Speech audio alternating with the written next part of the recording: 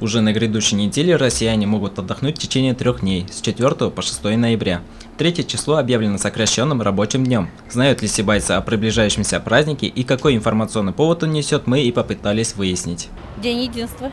День народного единства. Хорошо, что вы можете рассказать об этом празднике? У нас много в России. Я думаю, что больше, наверное, сейчас нынешнему молодежному поколению нужно задуматься о том, чтобы была Россия сильная, надежная. Больше это зависит, я думаю, от молодежи.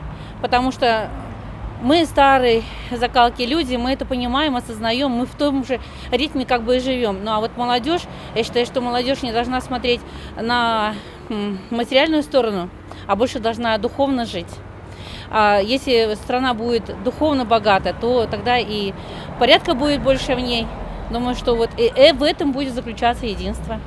Единство и это Россия как бы переименовали. Раньше, конечно, праздновали хорошо, с флагами, с шарами выходили на демонстрации, нас прям оставляли с училища. 4 ноября государственный праздник – День народного единства. Он отмечается с 2005 года и установлен в честь важного исторического события – освобождения Москвы от польских интервентов в 1612 году. Вы знаете, какой праздник состоится 4 ноября? День города? Что? Нет. Не знаю. Ну, я пока что это понять не имел вообще, что именно такое. Вы знаете, какой скоро праздник состоится? Нет.